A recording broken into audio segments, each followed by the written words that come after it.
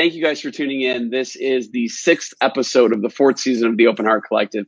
And for those of you who may or may not know about the show, its history, or why we're here in the first place, this is a live, raw, real look and conversation at mental health by sharing stories and having conversation. And tonight, my special guest is a good friend of mine, Dina Brenci, who in a few minutes will be hearing her incredible story.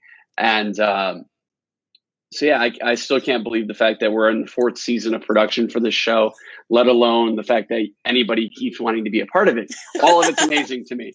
So with that being said, the format for you guys that need to know the format, for those of you who are picky and want those kinds of details, Dina will share her story. We'll get to know a little bit more about her, what she's gone through.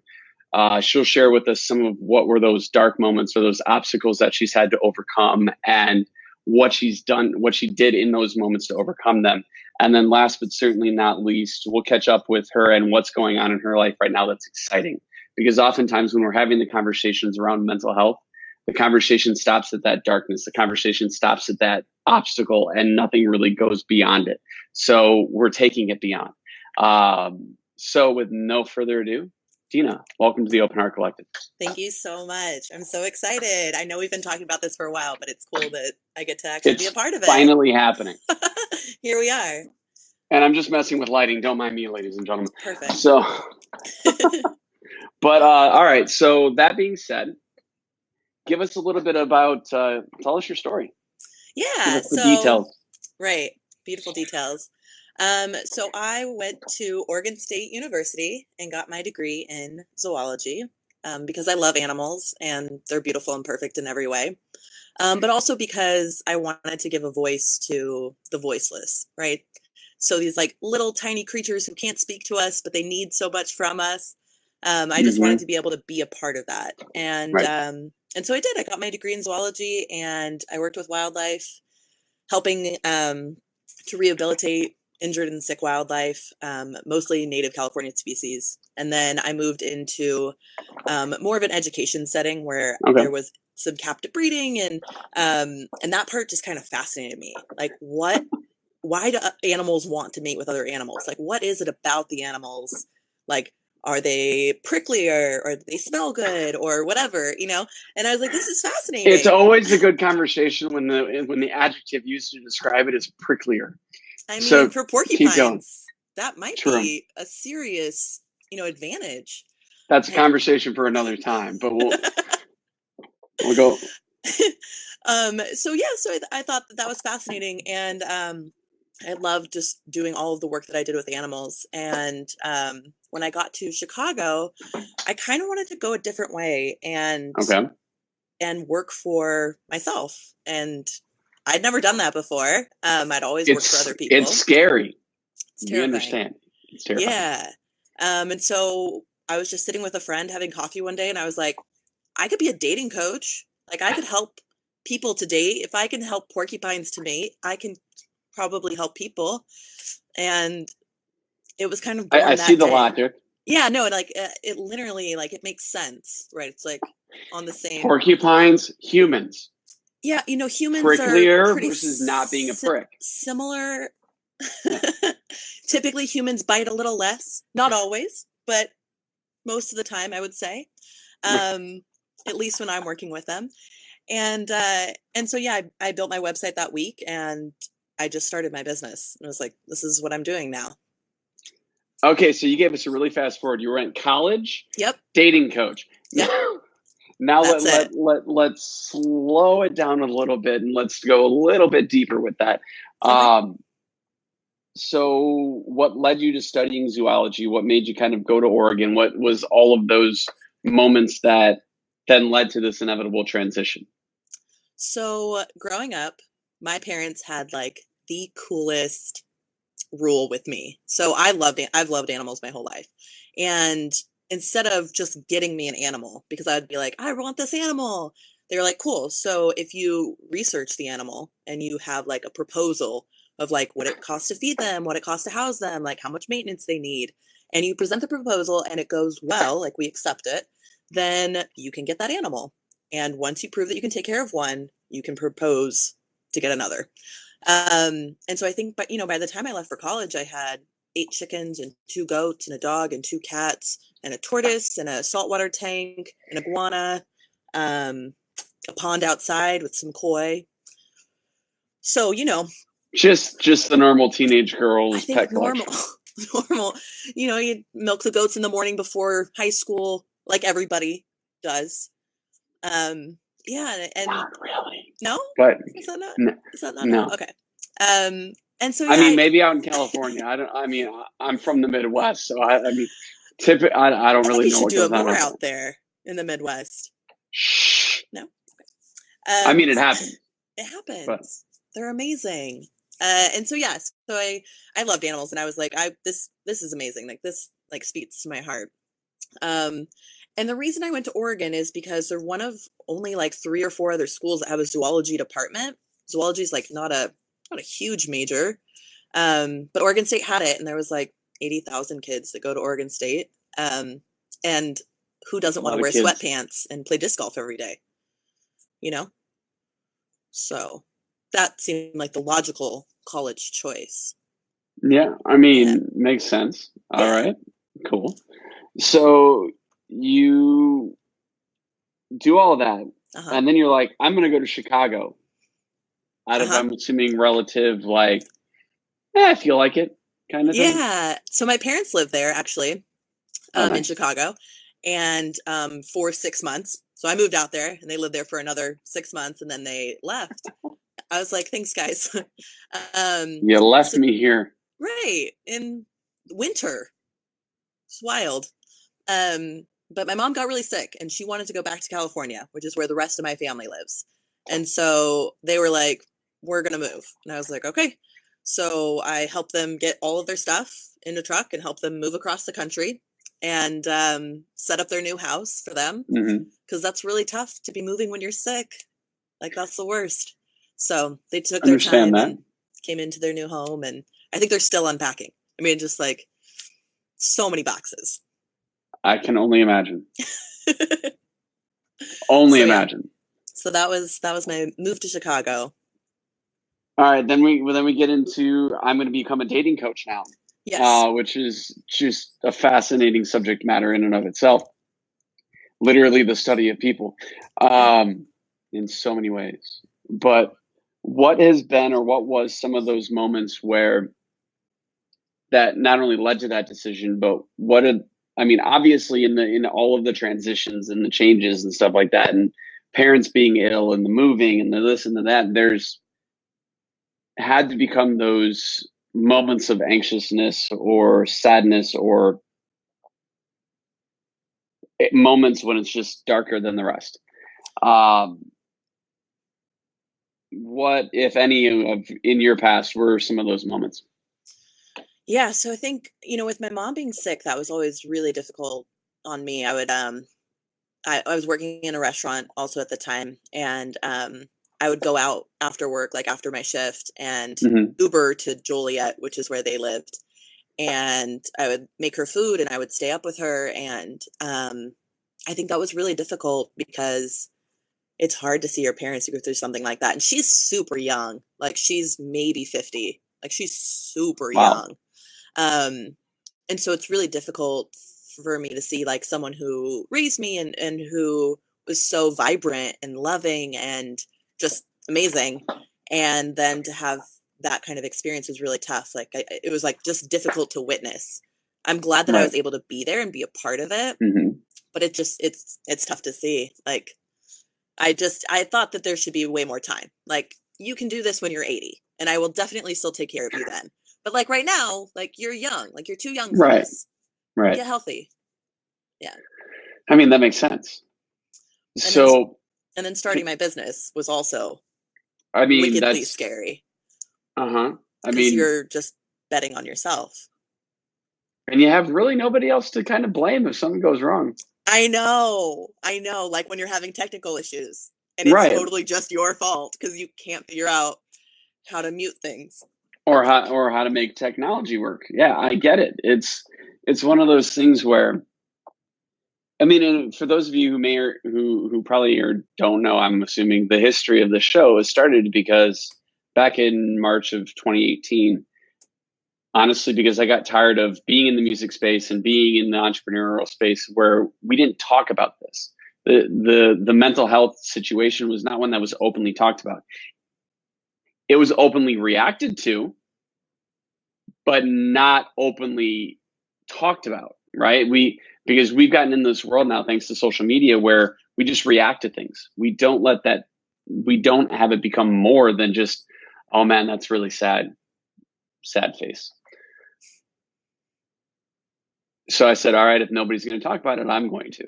And so that then created the month of mental health awareness videos, because it was March and month of mental health. It was all alliteration, and I like alliteration. MMM. Right. But in the first episode with my good friend Joel, it was like, wait a second, this is oddly reminiscent of this thing I tried to create back 5 years previously to that, which was this online interactive book where I would go in and write my story. You go and write your story. Mr. Dan Goodwin, who just left a comment on Instagram, could go write his story. And you could move through other people's stories and then add your own. But being a broke kid, I didn't have the funds to then create this online interactive book. So thank you, podcasting, where we've literally created that online interactive book in an audio and video format. So, and of course, we live in this world right now too, and through social media and content creators, where it's heavily produced, right? It's all about what the creator of the content wants you to take from it in the end. That's why we do this completely live. And other than the 30 seconds at the beginning of an episode and the 5 seconds of the end of the episode where it's just nonsense that doesn't need to be there, everything is unedited. And it's raw, real, and live, because when we're talking mental health, this is how it has to be. Because we can't live in the shadows anymore. It's time to say that, all right, let's actually do something about this problem. Not this problem, this pandemic facing the world. So that's why when I prod you to go a little bit deeper with your story, it's like, all right, take it a little bit deeper because we got an hour. So let's go.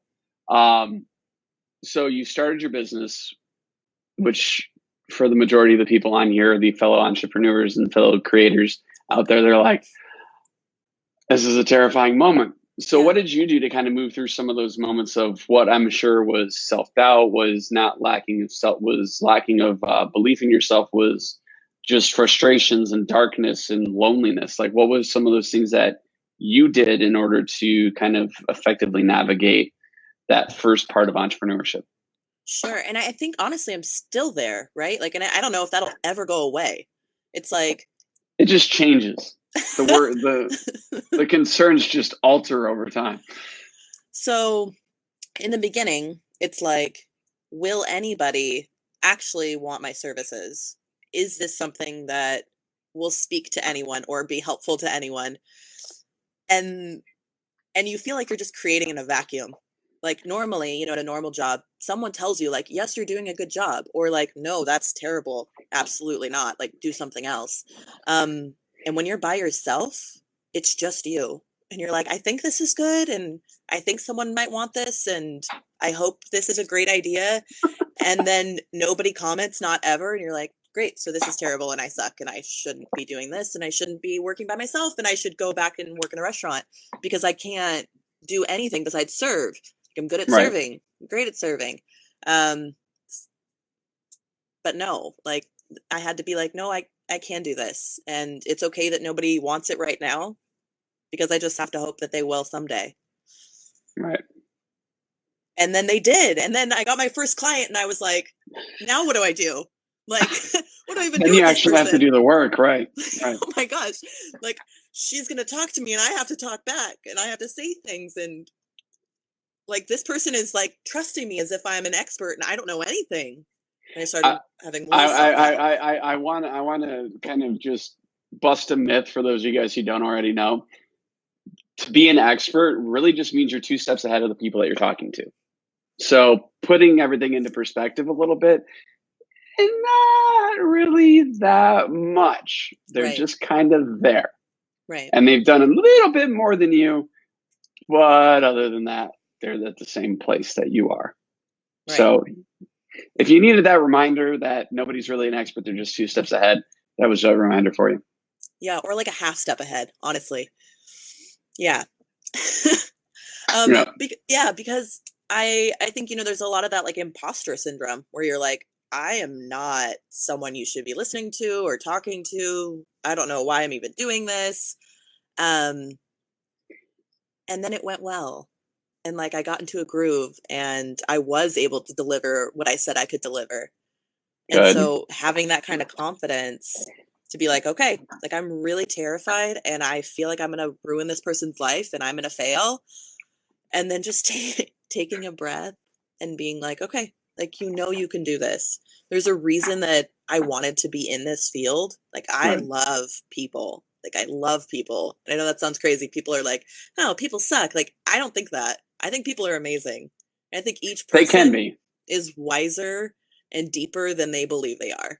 Like, I think inside them, buried sometimes, is this like Really deep. amazing, really deep maybe, but I think there's Yeah. just like this amazingly wise, creative individual that lives inside all of us that just needs to be brought to the surface. I would agree. And so when I get to that place, like when I'm with a client, I'm in that space with them and I'm just allowing them to enhance themselves, like that's the coolest feeling for me. And so like all of that worry and doubt and shame and fear kind of just melts away in those moments. Like, of course, it comes back in between. Don't get me wrong. Right. I hang up the phone and I'm like, oh my gosh, now what? Mm-hmm. Yeah. Yeah. So, I mean, imposter syndrome is one of those subjects, this whole subject of entrepreneurship has been a conversation in previous episodes because, I mean, a lot of the previous guests or many of the previous guests have been entrepreneurs, have been creatives or musicians or people who have started businesses or building roles inside of established companies. So this is not a new subject, right? But each person's interpretation and experience is new. So you are in those moments of like, oh my God, what the hell am I going to do? So what did you do? Well, what was your trick to kind of move through those moments of insecurity, doubt, like abundant stress, all of that? Sure. I think I just reached out to a lot of my friends. Like I have two best friends that I will call all the time.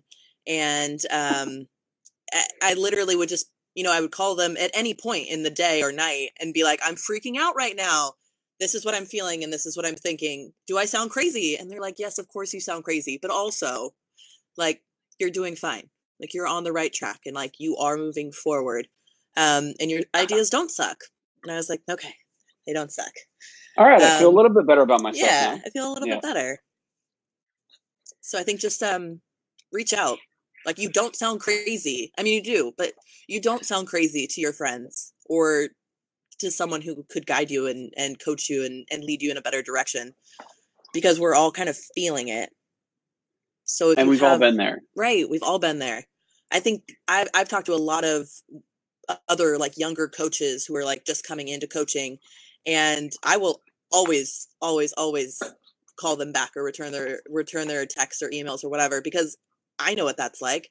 I know what it's like to be starting as a coach and be so terrified and like, I don't even know what to do. How do I market myself? How do I do anything? How do I set anything up? And everyone just wants your money to do what you're doing.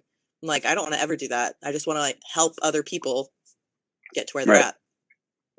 Or get to where they want to be, not to get to where they're at, because we already know where they're at. We want to get to where they want to be. Where they want to be. Where they want to be.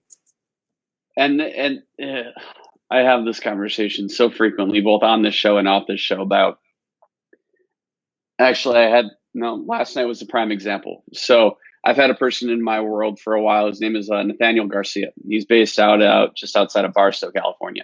Mm-hmm. He worked for my agency back in 2017 and then kind of just fell off the planet for a while, kind of lost himself. And we reconnected because I was cleaning up emails over the weekend and I'm like, shit, I'm still paying for your email address and you haven't used it in a long time.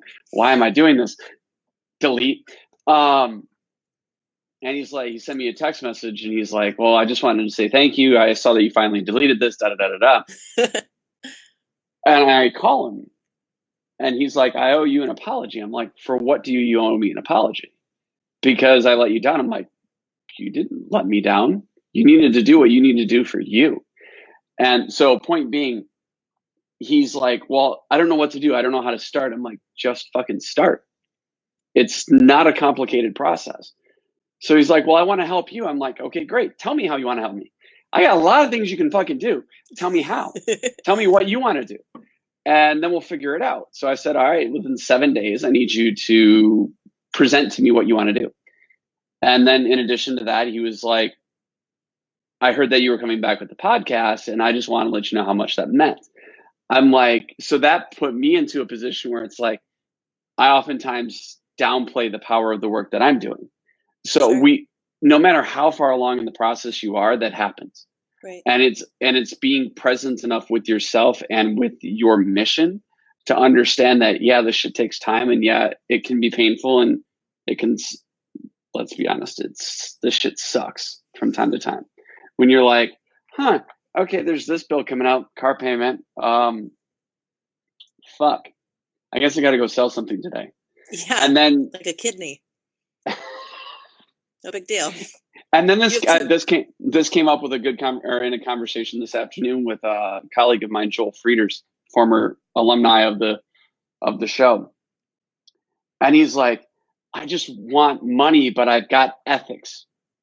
And then you're a constant scenario where, okay, want to do it yourself, Sure. but in order to stay in alignment with your ethics, but this VC guy over here wants to give you some money. So then what do you do to then make it all make sense? And I'm like, only you can know that. There's nobody that can tell you that. Totally. So I kind of hit on a bunch of weird tangents in the last couple of minutes. Sorry about that. Actually, no, I'm not sorry. You had to listen to it. I'm trying to not apologize for shit I need to not be apologizing for. But point being is everybody's in that scenario. I've had conversations over the last year with some amazing individuals who are like, I don't feel like I'm deserving of speaking on the TEDx stage or this conference or this client or, oh my God, this is like huge. And I'm like, why are we feeling this way? And I know I feel this way. Sure. But it's like, what is that trigger inside us that's like, big opportunity, so ultra scared all at the same time. And I think if we can navigate that little emotional flip or that little emotional switch, then we'll be able to actually achieve the shit that we say we want to achieve. So, all right, we're setting the stage now. We're back to Dina's story. The dating coach world has started. You locked in your first client, then you were like, well, shit, now what? How did that first coaching call go? So I centered myself before every call. I still do. And, I centered myself, but I still was like, my palms were sweating and I was like hyperventilating, but luckily it was a call. So they couldn't see me, like, which is so much better. Cause like, you don't want your coach on the other end to be like, and just like panicking and freaking out and holding their breath. You want to believe that there's like a competent, strong person on the other end who knows what they're doing and talking about. So I think there was a lot of that. And then I had a list of questions. And then I realized at some point that I didn't need that list of questions, that I needed to just listen to the other human. Right. And so that was actually really helpful. I just stopped. I like closed my laptop and was like, I'm just going to listen to you talk. Like, be here in this moment, having this experience with you, and just love you really as best as I can, right. Because that's like what I do for a living. Like, I just love people. That is my job. Despite my college guidance counselor who told me it was not a job and that I could never do it. Okay, so this is an interesting line that I want to connect. So in college, studied zoology, loved animals, obviously went that direction.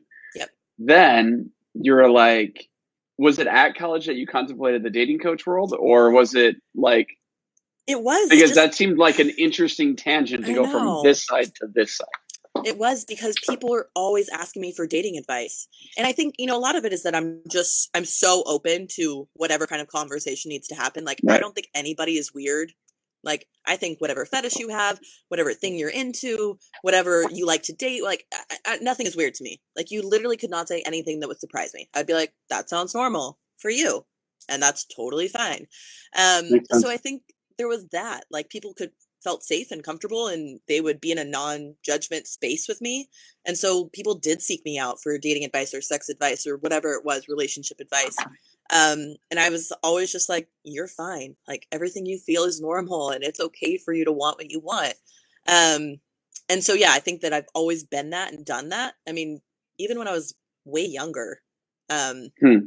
yeah, I think just always have been in that space of non-judgment and love. So it feels normal and natural as like a progression for me. I think a lot of people are like, you didn't have like a degree in that. And I'm like, no, but it doesn't matter because that's like, you don't need that. You just need to have the like wherewithal to be in a space with another human and just love them completely for wherever Right. they're at and see where they want to go. And I think that when we're talking about mental health is a big thing because and it, growing up in the era that we've grown up in up to this point, vulnerability wasn't a big factor. It wasn't a big subject of discussion, right? Because it was Right. always if you were vulnerable, that meant you were weak. Right. And I think now finally the narrative on or the narrative on that is starting to flip. And it's starting to show that vulnerability is an important thing and it shows depth to who you are as a person and what you're attempting to accomplish because you can connect with another human being on the level of connecting with another human being. And but much like with social media in general, that's bred an entire demographic of people who use it as a sales pitch Sure. or a marketing gimmick. Sure. And there's nothing more infuriating to me than, oh, I can't say that. It's really heavily annoying when you can tell that somebody's being fake vulnerable because then that completely dismisses any level of humanity that this person has. When if they were just genuine with who they were and what they were going through, then it'd be all the better for them. So in the dating space, Mm-hmm. and I know you and I have talked about this before in some of our other conversations, like, Yeah. and also being a podcast host, right? We Yep. haven't even talked about that yet. Yep. It's like, okay, well, what do I want to talk about this time? Like, how is this going to come across or how is this going to be perceived and what is happening in those moments that when you're sitting there, not only working by yourself, but creating by yourself. And you're like, I don't think anybody's going to like this. And then you just have to do it. So with the allowing yourself to be vulnerable, has that helped you in your, not only in your business, but also in you being a creative? Yeah. So I don't look at my analytics.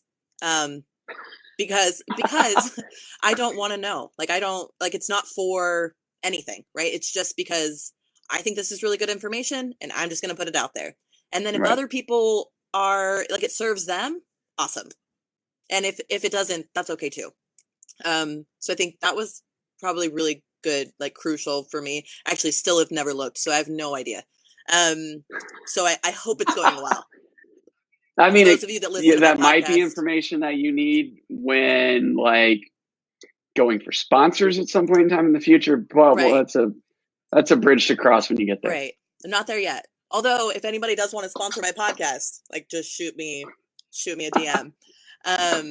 So yeah, I think that like not really caring if, other people thought I was weird or bad or wrong or like that thought never really even crossed my head. I was just like, I'm doing this now. But I will tell you that I just started this series on vulnerability for my podcast, which is crazy that this kind of like lined up at the same time. I mean, not crazy, like it makes sense. Strategery. Right.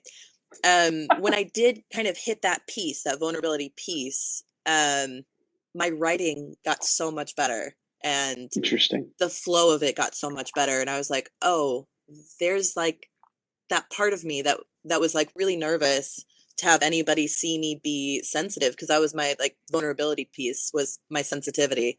Like I get really, really sensitive to things. Like if, especially about my family, like if they say something that I feel like is hurtful, I just shut down. Like I don't want to write, I don't want to create, I don't want to do anything because I'm so scared of my family not approving of me. And I really just How had to many? get, Wait, yeah. hold that 1 second. By a show of comments and hands up and all any emojis that you guys want to throw or hearts on Instagram, how many others of us fear other people's reaction to the shit that we do? Raise your hands. All right, I was waiting for like a flutter of hearts on Instagram or comments on Facebook, but we'll get it in the recording. You know, people will respond then. But anyways, keep going. So yeah, so I think really, really fearing my family's approval or disapproval. But luckily, like my mom has never even listened to my podcast, so now it's kind of like a blessing in disguise, right? Because like she doesn't ever listen, so it doesn't matter what I say or do because I'm not fearful of that anymore. Like I can just be Right. honestly myself, and that's okay. And that's a beautiful thing when you can be yourself and have it be okay. Yeah. Because it means it brings up another thing that came up in another episode of comparisonitis, as it was called, Sure. where it's always, okay, we've got to do this because this person's doing it, or we're not successful because we haven't accomplished this yet. Right. And knowing that it's life on your terms and nobody else's. And not only that, but also being okay with the fact of seeking help when you need it, which I know if you're anything like me is a bit of a fucking pain in the ass, because you're like, I'm good. I'll rub some dirt on it and walk away because I'm fine is the entrepreneur excuse. I'm fine. I'm fine. How many of us have said I'm fine? Yeah, everybody should have their hands up. That happened to me recently. Remember I called you? I was like, I have this ulcer and I don't feel good, and I'm like, but I'm fine. You're like, are you? I'm like, yeah. Right. I'm fine. Right. I feel fine. I'm great.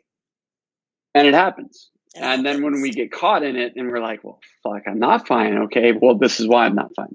And just, I think the biggest piece that I want people to take away from this particular part of the episode is find that resource, that person, that community that you can go and talk to, and it's okay to not be fine with. If it's a partner, if it's a friend, if it's your mother's brother's uncle's cousin, like whomever, you got it. Whomever it is, find them and understand that it goes both ways, so that you have the ability to be vulnerable and show that side with them, and they should be able to do it with you. So, and if it's not that person, then they need to find somebody else that they can do that with. I also recommend a therapist for anybody and everybody. Find one.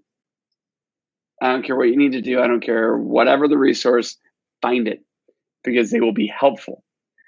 I know it's helped me. But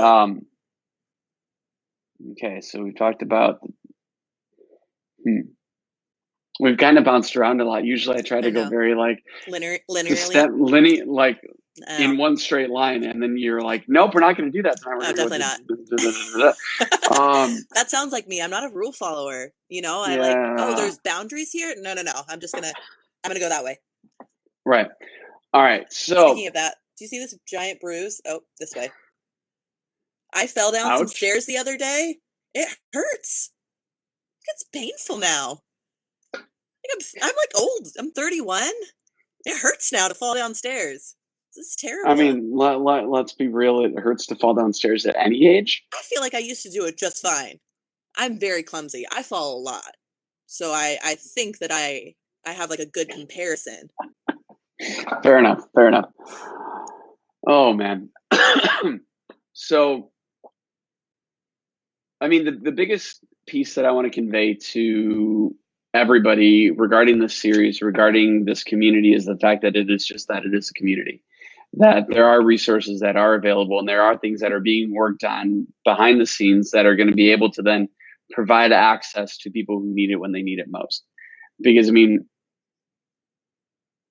the ability or the lack of access to resources in this day and age, when we have technology at our fingertips and like on our wrist, is a little bit ridiculous. Because when I ran this test a few months ago, and then I ran it again a couple weeks ago, I typed in depression when I was in Chicago, and the amount of search results I got back was ridiculous. So I basically said, I'm struggling with depression, and based on where I was in the world, it brought me up 8 million plus search results. And I don't know about you guys, but when you have 8 million plus search results come back and the base condition of what you're struggling with is anxiety ridden, 8 million choices is too many choices.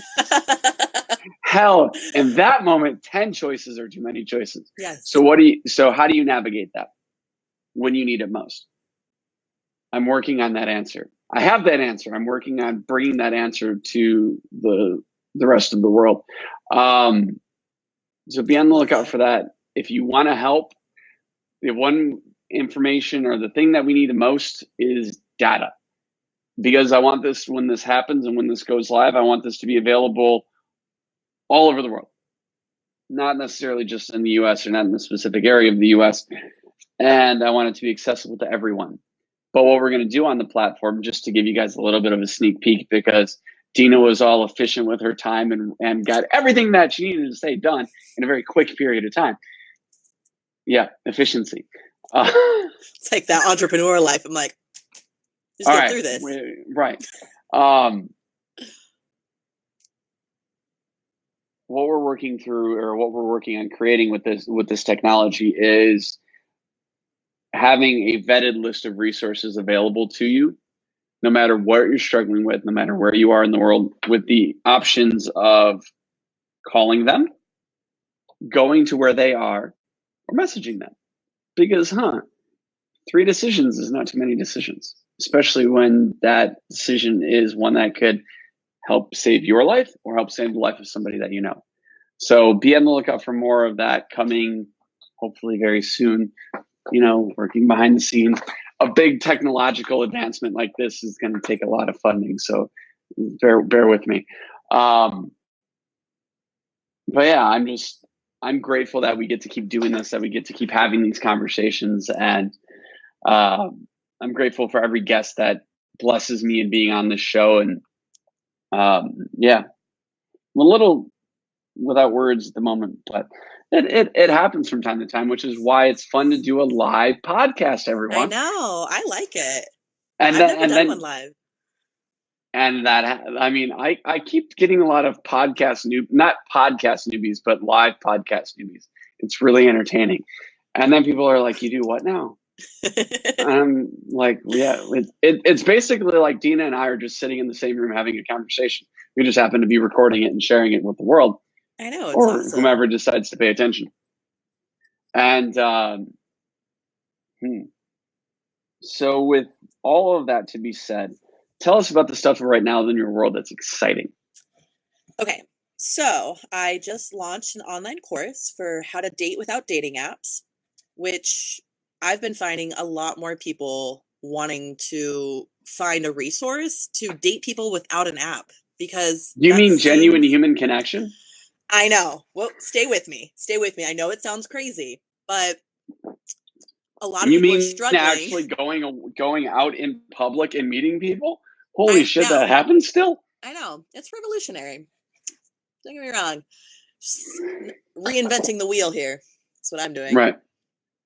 But no, it's like people are so frustrated and sick of this artificial ecosystem of swiping on human faces and deciding their fate, yes or no, and just feeling disconnected, and right. And then maybe texting someone for 3 days and then never hearing from them ever again. And like, these are other human beings that you're supposed to be connecting with, and it doesn't feel that way.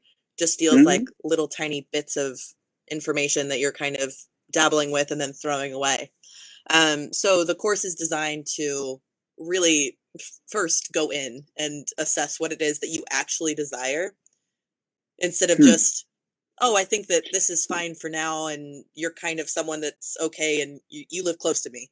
And like actually seeing what it is that you really do want in a partner and what you want in yourself, and then Right. how to go out and find that. So it's cool. It's a 6-week course, and I just put it up on my platform, and I'm so excited about that. And Good stuff. I'm of course doing my podcast, the Sweet Life podcast. Every week it talks about just different things that other people are struggling with, like that my clients are struggling with or I'm struggling with. The one I recorded today is about surviving the holidays, because the holidays aren't always exciting for everyone. Sometimes they're really stressful, That especially makes if your sense. family judges you, or you feel like you can't talk about like coming out. Like I have some of my clients who have still not told their family. And so when they go home, they have to be somebody else. And it's really, really difficult for Yeah. them to be in a space where someone's not going to accept them for who they are. That's hard. Or the perception is that they're not going to be accepted for who they are. Totally. So yeah, so that's what I have going on. And I'm also writing a book with 11 other beautiful women. It's called With Wild Abandonment, and it's an anthology about just the journey that we all go on as humans and how we manage to live wholeheartedly and get into a space that's really authentic. And then like Love just it. the crazy distractions that happen along the way. There's so many distractions. Hurdles and wild wandering paths, and I've gone down all of them, so I can show you where they all lead, and it's pretty much nowhere. So it goes A over couple of that. examples. Give us Uh, a couple examples um of you know those wild wandering paths that lead to the same place, which is uh, nowhere. so I think, when I first moved to Chicago, I was like really into partying and going out all the time and just getting super wasted, and I never felt good. Like, I didn't feel good while I was doing it. I didn't feel good afterwards, for sure. I didn't feel good the next day. Like, That's usually what happens. Yep. none of it felt good, but yet I kept doing it. And I was like, why am I Interesting. doing this? Like, why am I seeking approval from these people who don't really know me that well? They only see me as this like mess of a human who goes out and just gets completely trashed. And uh, and at some point I just woke up and was like, I don't want to be that anymore. I don't want to do that anymore. And I actually don't need them to tell me that I'm a cool person. I can just do that for myself. Novel concept, huh? It's wild. I know it sounds crazy, but I mean, only took me 30 years to get there. So it's not a not a bad runaway period. Like, I mean, I've heard worse. right. Like, so I think the biggest piece with all of with this conversation, with the ability to effectively have other conversations with people, is accepting yourself. I mean, none of us actually talk about that. I'm surprised that actually hasn't really come up on the show before, based on my current memory and of the 50 plus episodes now that we've done. So the process of self acceptance. Let's hit on that for a couple minutes, because I think, you have a lot of light to shed on that. Yeah, so I think I'm still doing it, right? I'm still in the I process think of we all accepting are. myself.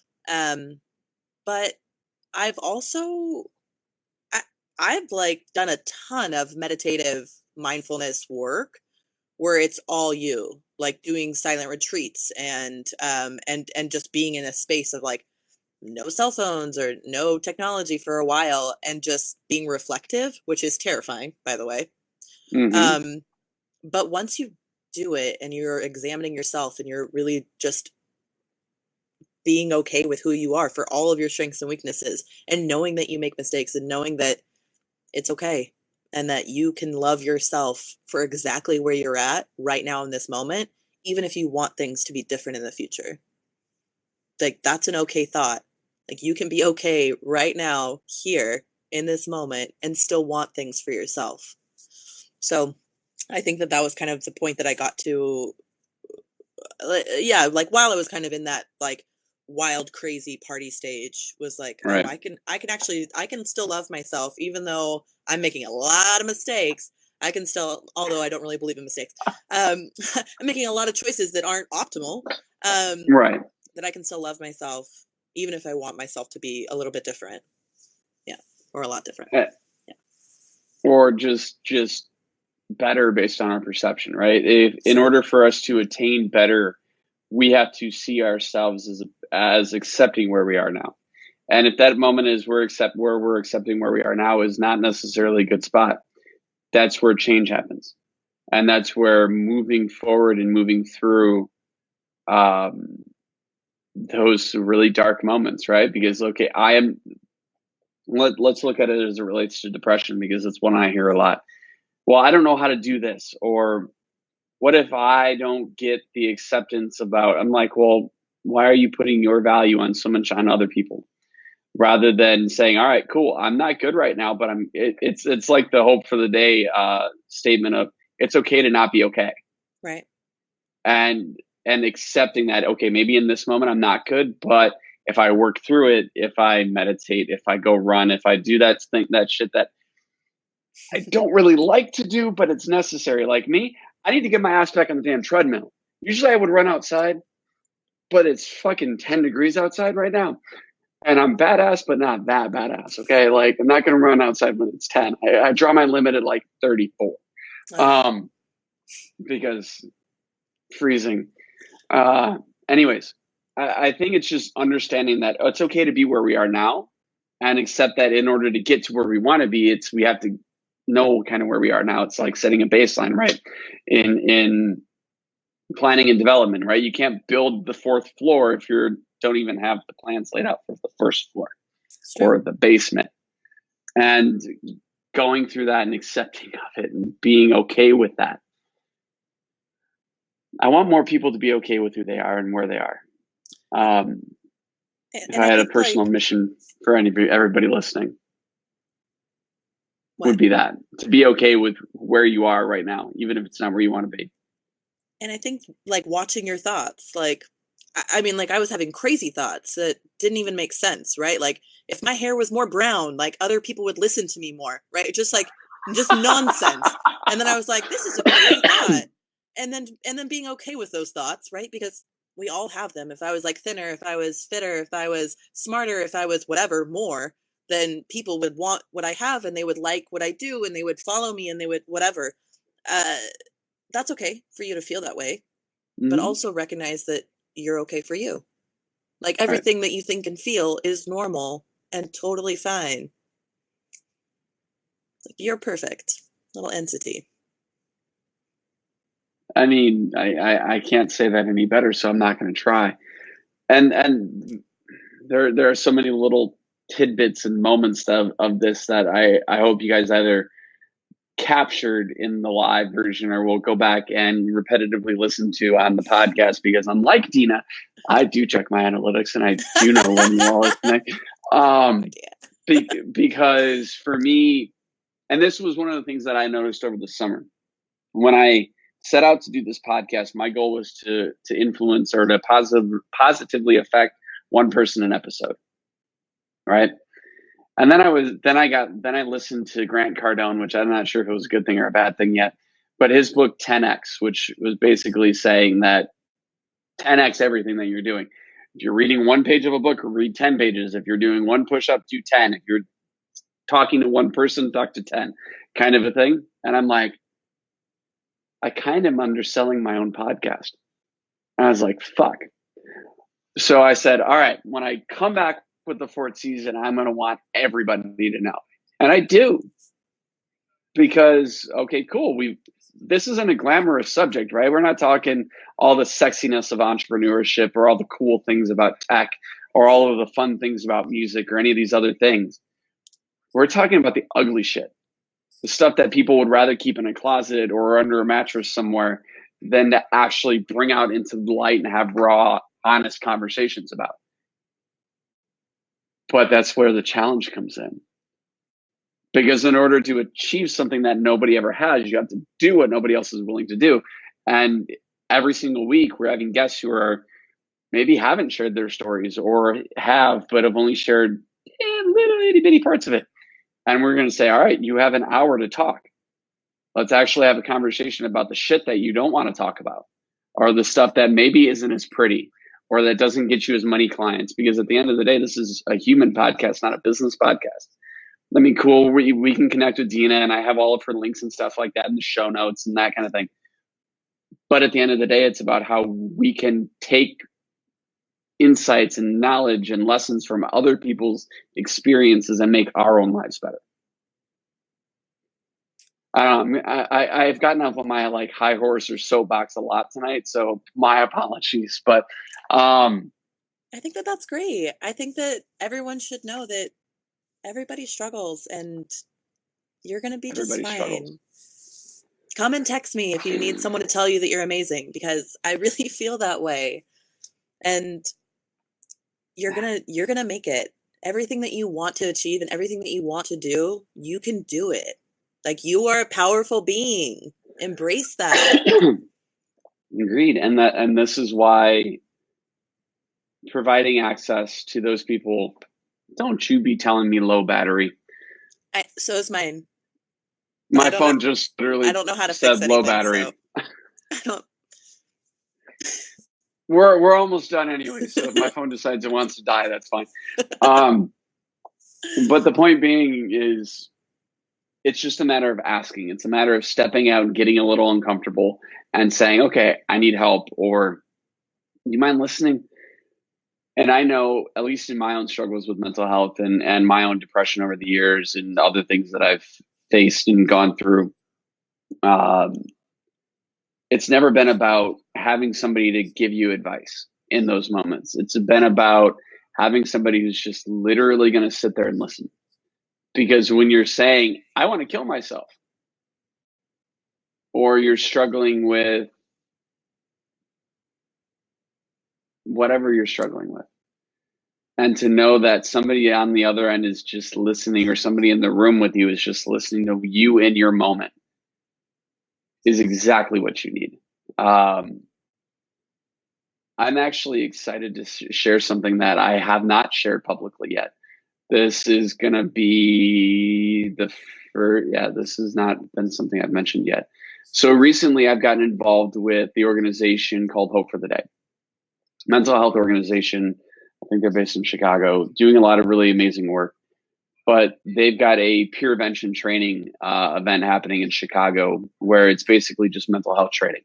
And I will be in attendance of that. And then my hope is to be able to then team up with Hope for the Day and take the work of the Open Heart Collective onto a larger stage and help to grow and do with help grow what's going on with Hope for the Day itself.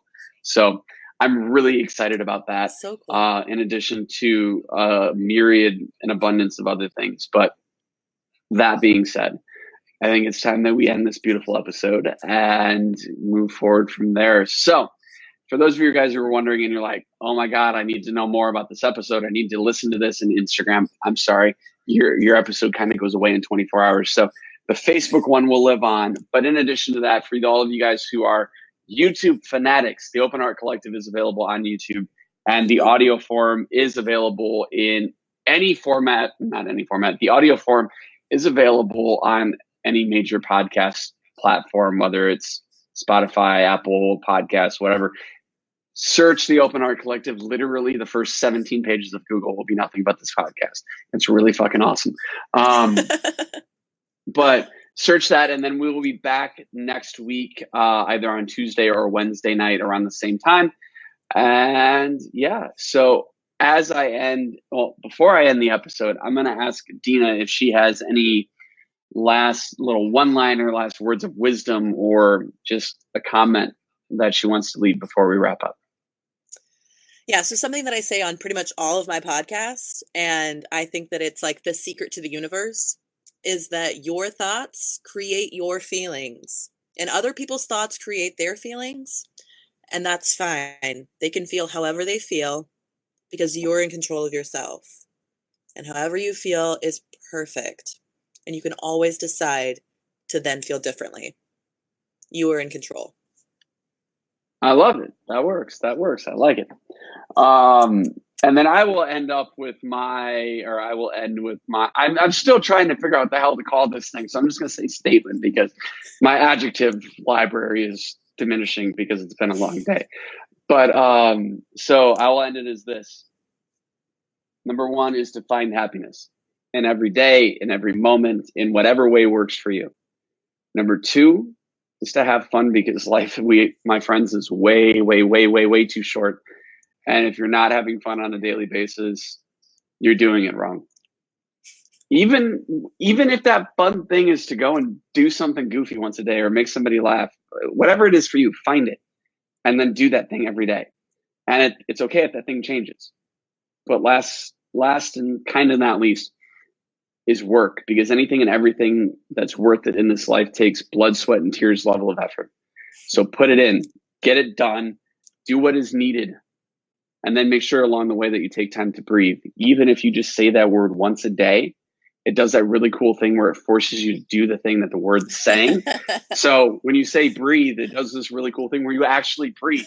So say it once a day out loud. Just go run into a random room and yell, breathe, and see how many people either laugh at you so you can have fun, happiness, and breathe all at the same time. It's a wonderful thing. But until next week, my friends, be well. And that's it for today.